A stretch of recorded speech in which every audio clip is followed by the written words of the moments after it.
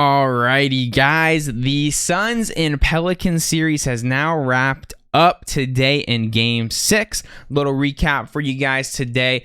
I'm sorry that I'm a little bit late on it. I want to stay consistent with my Suns games because I'm a Suns fan. I love the Suns. I watch every single game. The reason I was late on this one is because I came down with a weird fever yesterday. But lunchtime, I was like, I got to be feeling better by the game. So I called out the rest of work, put on my sweatshirt, sweatpants, wrapped myself in like 3 blankets, chugged a bunch of water, sweated out. Felt like crap for the first quarter, but I was pretty much feeling normal by the second, third, and fourth quarter. So we got to watch the game and we were able to enjoy it. A little too stressful going down 10 points at half, but I got to enjoy it. So basically what happened in this game was Devin Booker played about 6 minutes in each quarter for the first 3 quarters. And that's what they were told. That was the rumors of what they were going to allow him to do. And then in the fourth quarter, he played the whole fourth quarter. So he obviously was feeling good with his hammy. He didn't play that good because you could even tell in his play, like he felt a little bit out of it. When you take 9 days off and the only thing that you really got to do was shoot in the gym, you're going to feel a little bit out of it in playoff basketball, especially on the road. And the Pelicans, they've been tough at home. I'll be honest. They've been super tough on the road, and I'm proud of the Suns for closing out in 6 games. But it wouldn't have happened unless Chris Paul just didn't go point God mode. Perfect game. 14 for 14. He had a couple turnovers early that made me a little bit worried, and I was like, oh, don't let it be one of these. We don't need a game 7 in the first one. Like, I don't need that stress on my heart. I'm already sick. Like, come on.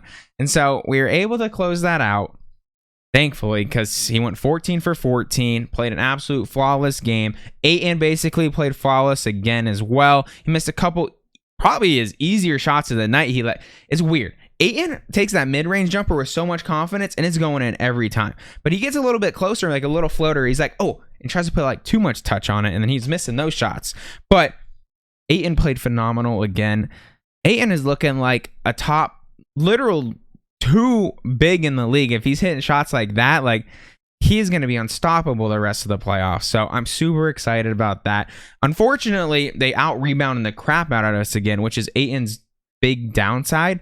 But going forward, there's really no other teams in the playoffs this year other than Milwaukee with Giannis that really rebound to like win games. Like Jonas is not an easy day for anyone rebounding. Like he is legitimately like top 3 biggest centers in the league. Like the dude is like just way wider than everyone. Like it's not easy on a daily basis. And then you have like hard workers like Nance coming off the bench, which shout out to him. He played phenomenal the whole playoffs. And someone that just was basically like here, you can have him as long as we can have CJ in the trade. He ended up playing super well for them. So shout out to Larry Nance Jr. Larry Nance was a Sun. So, maybe there's a little bit of happiness in there for the Suns that they won because, he did pull out his dad's jersey at the dunk contest one year. So just a little fun fact. But you could tell Willie Green was very emotional after the game. He wanted that series so bad. But it's probably just a lot of he probably didn't know how to feel at the end of the day because literally Chris Paul said him and Willie Green talk like every game. Like every day they talk. They've played together back in the day. He coached them. They've just been around the block together. So they both played under Monty Williams. So in New Orleans. Like, there was a lot of emotions going on because those are 2 guys that, like, Chris Paul, he even said in his post-game interview, I love New Orleans. Like, this is, like, I helped build this town. Like, he legitimately did. Like, he is probably the greatest New Orleans, wasn't Pelicans then, Hornet of all time.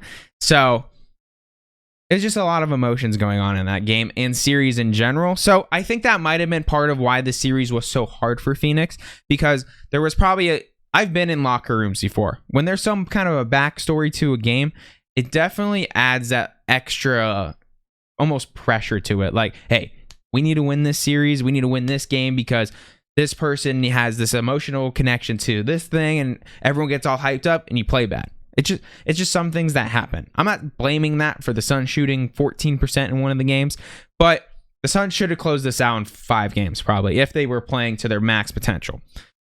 Even 4 games if they're playing in their max potential. They just didn't play very well. But you have to tip your hat. Willie Green coached him up great. He knows Chris Paul and him. They talk every day apparently. He said, "Hey, you know what? What is going to annoy him most? Alvarado hasn't played that many minutes the entire year, and you're telling me you're going to put him in the playoffs and play that many minutes? There's a reason, because he knows how Chris Paul is, and you can tell once you get under his skin, it's like definitely bugging him. And I love the booty check that he threw at Alvarado during this last game. So, you know, it was a great series. Super pumped about the Suns moving on past the first round, but we got the Dallas Mavericks now. I'm releasing a video ASAP about my predictions going forward for the round 2, and you guys can get my predictions there. You can kind of assume that I'm going to pick the Suns because I'm a Suns fan, but I keep it as, like, if you guys have been here for the channel, I keep it as, I basically expect everything bad to happen to the Suns, always. So, as a fan, I try to keep it neutral. Neutral as heck, and yeah. That's going to be it for today, guys. I love you guys. If you did like the video, make sure you do press the like button, subscribe to the channel, and I'll catch you guys later. Peace.